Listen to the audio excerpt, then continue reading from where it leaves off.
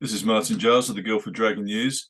And in the second of our series of interviews with the candidates for the forthcoming Tillingbourne election on October the 20th, I have with me Sam Peters, who's the Green Party candidate.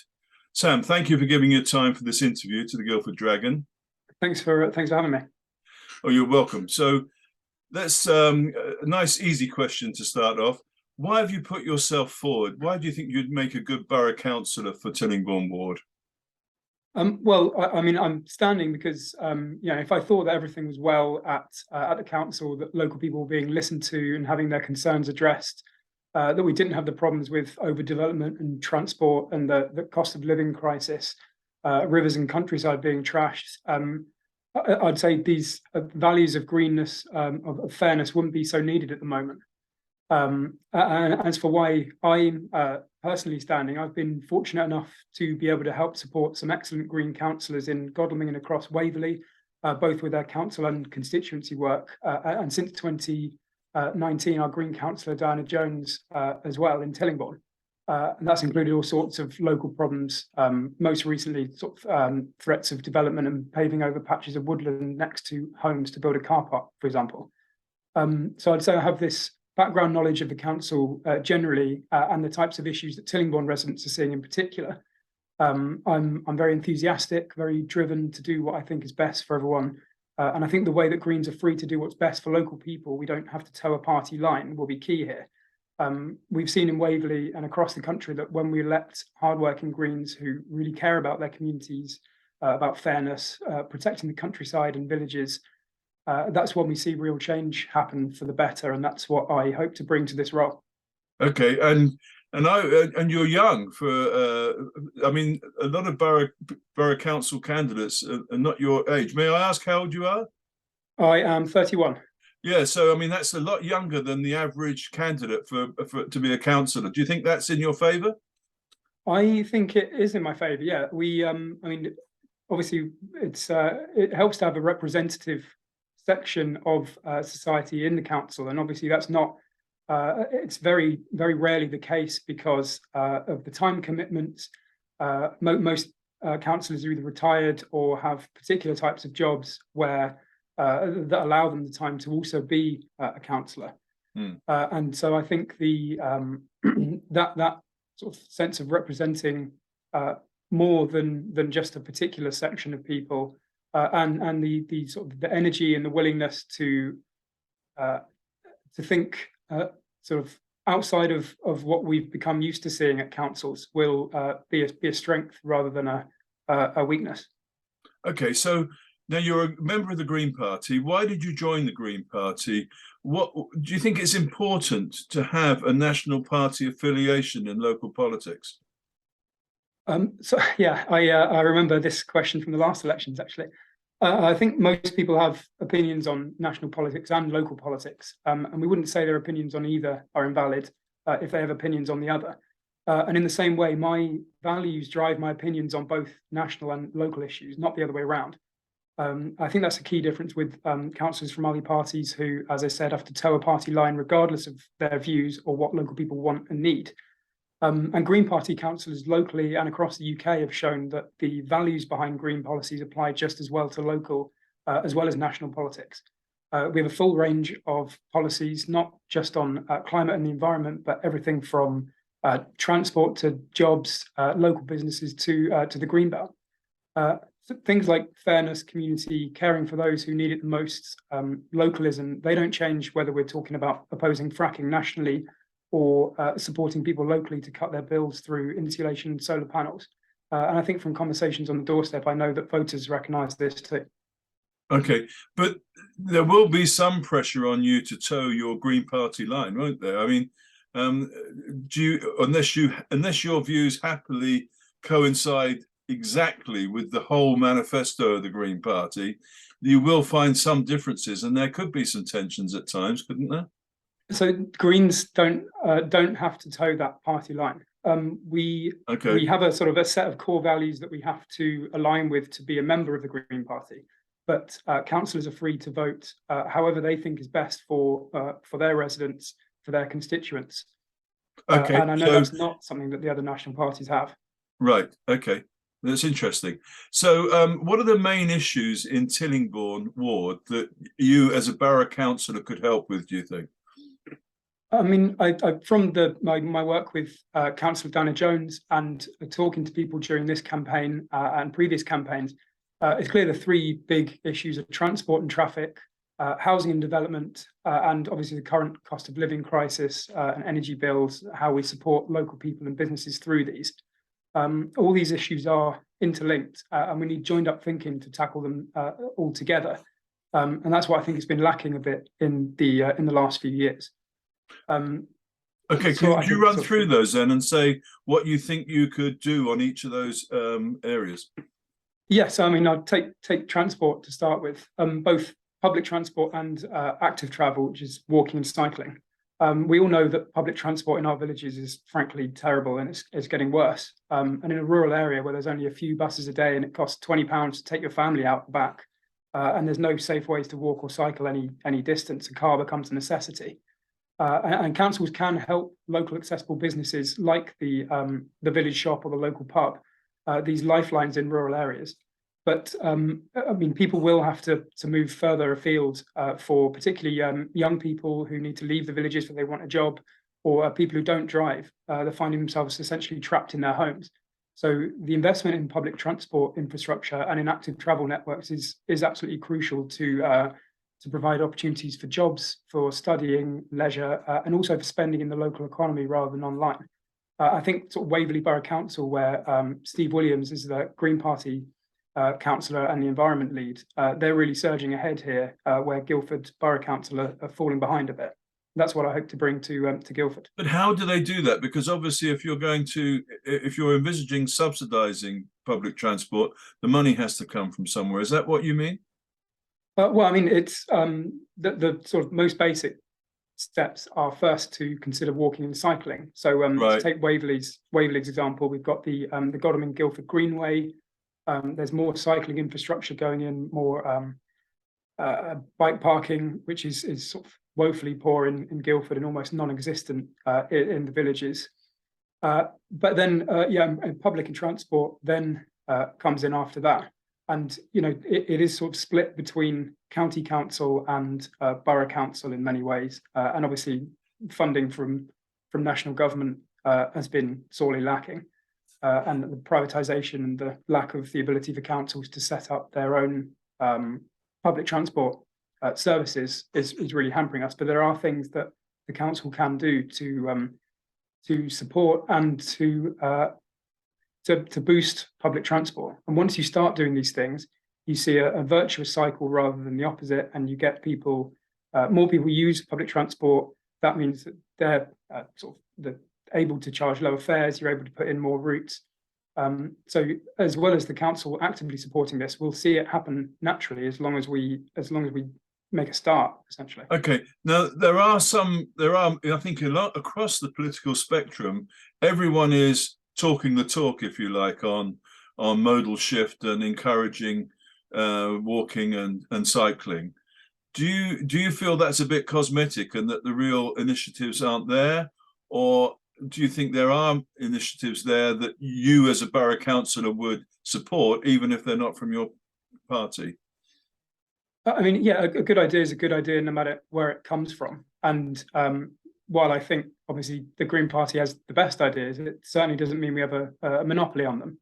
I mean, yeah, we can look at Waverley Borough Council on so many of these things, where we have this coalition of the Green Party, Lib Dems, Labour and Independents, and excuse me. And yeah, we can look to things like the Godalming to Guildford Greenway, things that sort of seem almost unthinkable until they get started and are now nearly completed. And it's, I mean, the ideas are fundamentally, you know, relatively simple. It's just having the political will to take a risk and to do that. And we see that the sort of real change, the real positive change that's bringing about for Godalming in particular and Waverley more generally. Okay. Now, you mentioned one of the three important issues for Tillingbourne was housing. And of course, that comes under the local plan for Guildford. What's your view of the local plan and the housing number that it contains of over 650 houses a year? Yeah, so I mean, everyone knows the local plan's been a mess ever since the Conservatives pushed through their last-minute plan, however many years ago. I would have liked to have seen a better response from the Lib Dems and residents since then, but at this point, it's important to remember we have a review coming up in 18 months, and we have to be very wary of developers who are circling, hoping to add yet more unsuitable, unaffordable, isolated homes that this area simply can't take, and in many cases doesn't need. And it's this lack of oversight that makes local problems like traffic and air pollution and overloaded local services even worse. So we need, a sensible idea of the amount and the type as well of houses that this area requires and that it can take. And we need to ensure that any development has good transport routes to make sure we aren't just dumping thousands more cars on the roads. It needs to be built to high environmental standards to minimize impact and to keep bills down for residents. We need to protect the green belt and we need to ensure that local services aren't being overstretched. So again, it's these sort of interlinked issues that we have to start recognizing and addressing. But there's a balance to be struck, isn't there? Because new homes we've got a growing population. Obviously, we need some new homes. And yet there's a lot of people worried about developments affecting their quality of life in their area, which is a fair, but you can see both sides of the story. How do we strike that balance correctly? For instance, do you think that the number of houses that we're required under the local plan to build is the correct one, or do you tend more to the view that actually it's been exaggerated? Yeah, I would definitely tend more to the view that it has been exaggerated. But yeah, like all development, we need to be carefully managing this, and that's why it's important that the council takes a more active approach on this. Again, if we look at Waverley, we've seen they've just built some of the first passive house standard social housing in the UK. That's sort of very high energy efficiency. They're also pushing forward plans to insulate and retrofit our existing stock to cut bills as well as emissions and air pollution and winter ill health and all that. And they're forcing developers to include more affordable housing in their plans and to build to higher environmental standards. And yeah, we have this issue in the villages. I've been hearing on the doorstep that young people are having to move out, not just because of lack of transport, lack of opportunities, but also it's simply unaffordable. But under this government, we're not going to see sensible sort of national housing policies. So this is where Guildford really needs to be taking the action, providing housing that fits the local area, that's in the right place, plenty of consultation with residents, and it needs to be a boost rather than a strain on local transport and infrastructure. And obviously we can boost local economies and provide much needed local jobs if we do things like hiring local workers, local builders. There's many ways that we can use what housing we do need to build as a positive rather than it always being seen as a negative. Okay. But overall, I definitely agree that plenty of our villages just aren't the place for that much more housing, and it's sort of good to see that Guildford has a few larger, more dense developments coming through in the future. Okay. Now you mentioned Waverley Council as an example several times. Of course, now there we have a joint chief executive and more and more sharing of roles with Waverley Borough Council. Do you think that's a good thing? And do you think that there are lessons to learn from each other on initiatives? Yeah, absolutely. There's lots of lessons to be learned. I would obviously lean towards the lessons needing to be learned from Waverley, where we have a lot of Greens, Lib Dems leading the council. But obviously it does go both ways. And I think this can be an opportunity to lower costs to residents in both Waverley and Guildford to work together on projects. The Guildford Godalming Greenway is an example of one project that is essentially shared by both councils. So yeah, it's not a perfect response in all ways, but it will, I think, allow for a lot more sharing of resources and also sharing of ideas and enabling these larger projects that couldn't really be pushed ahead by either council individually to come to fruition and to really make a difference. Okay. Now, you did make mention of the fact that you've been involved in earlier campaigns in this area. And the last time at the Surrey County Council election, there was a split vote between you, another opposition party, and the Conservatives. So to allow the Conservatives to win. Do you, because of that experience, what's your view on tactical voting and people, because some people vote against parties, don't they, as well as for them? And they think I can abide with any candidate apart from that one, and therefore I'm going to vote this way because I think that person's got the best chance of winning. What's your view on that? So to sort of address that split vote issue first, I wouldn't really agree that it was the Green Party that split the vote. We had a single issue party at the time, the Guildford Greenbelt Group. Nothing in their literature about any other policies, and of course we agree on that important issue of protecting the Greenbelt, but people also care about transport, about access to jobs and housing, putting food on the table, really. And these issues weren't really being addressed by the literature or the candidates, I felt. And this time around, the Green Party has a councillor in Tillingbourne. If we're talking about splitting the anti-Conservative vote this time around, we're not the party splitting the vote here. I'd say we're sort of clearly the best vote for those who don't want to vote Conservative. And as for tactical voting, I would much rather it wasn't the case, but unfortunately our voting system isn't really fit for purpose. Sort of the best example is that we haven't had a government, national government elected with a popular vote since 1935. That's almost 100 years, including sort of Labour's post-war and Thatcher's landslides, led by parties that most people didn't want. So we've had to work together to overcome this unrepresentative system in Waverley, for example. Green Party, Lib Dems, Labour and Independents cooperated, overturned a strong Conservative council, and now we're seeing that the sort of huge positive differences that this has made on public transport, as I mentioned, but also we've had youth services reopened, developers being made to provide affordable and efficient housing. Yes, I mean, until we have a fair voting system where all votes matter, none's perfect, but this one is certainly not the best. Okay, so if you're confronted with voting, will be the best option. Okay, but if you're confronted with let's say a Labour Party supporter who says, "Well, I don't mind the Greens, but I'm a Labour Party supporter," are you not going to try and persuade him on this occasion to vote for you?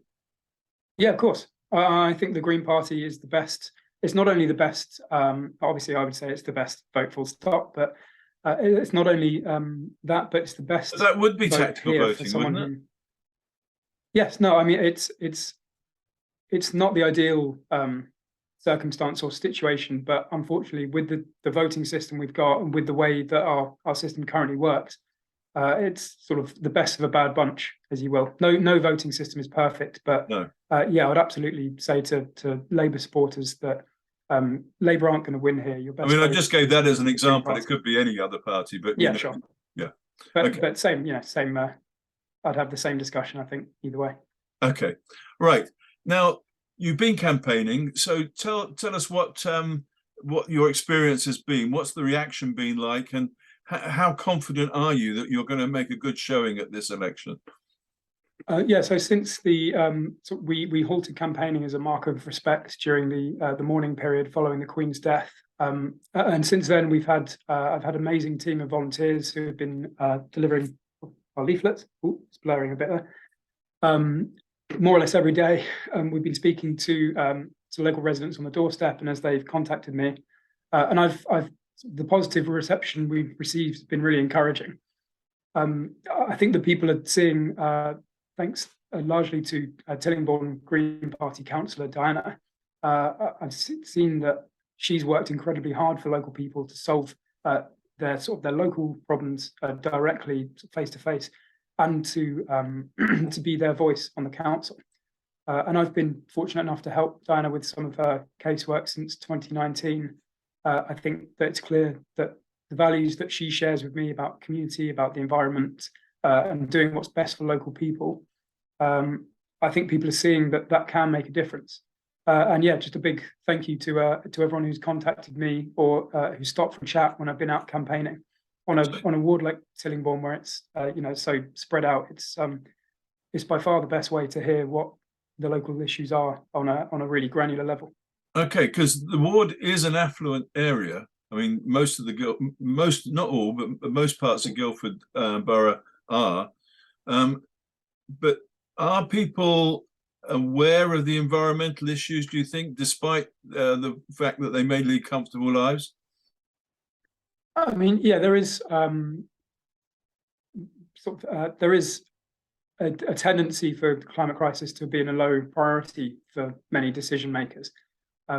But yeah, now we've also got these issues of the cost of living crisis, energy bills soaring, more austerity, and that will hit local people and local businesses hard. And not everyone in Guildford or in Tillingbourne is sort of extremely well off. They're not going to be able to weather this as well as others. I would say, fortunately, so many of the solutions to these issues that can overshadow things like our environment, we can sort of they can have climate benefits as well. Take energy bills. We have the draftiest housing stock in Europe, and the single best thing we can do to bring bills down is to insulate homes. And for a relatively minor cost, we could easily and quickly ensure that everyone's house is energy efficient, so the warmth they're paying for isn't just being wasted. We've had sort of county council schemes that are sort of nominally aimed at this, but I mean, they're targeted to, for example, homeowners earning less than £30,000 a year. That rules out everyone who's renting. That rules out a lot of other people who aren't earning 30,000 a year, whether that's people on a pension or just people on, you know, a normal salary, which isn't well, particularly in these areas. So yeah, there are ways that there are many policies that not only deal with these current issues that many of us are facing, but they also have positives for the climate, for the environment, which people might not sort of consider at first. But that's that kind of joined up thinking that I mentioned earlier that I think we're lacking here. Okay, now I don't know if you're a betting man or not, but if you had to put odds on yourself, would you regard yourself as a red hot favourite or a long odds outsider, Sam? I would like to say red hot favourite. Okay, well, fair Of enough. course, on the yeah, but it has been the sort of reception on the doorstep has been overwhelmingly positive this year. Right. And not just sort of on the doorstep, but people contacting me through my leaflet as well. And yeah, really hopeful that we'll see a second Green Party councillor in Tillingbourne. Okay, well, as I'll say to all the candidates, good luck to you and thank you for standing, because I think it's good for democracy that we have a range of candidates for people to choose between. Thank you, Martin.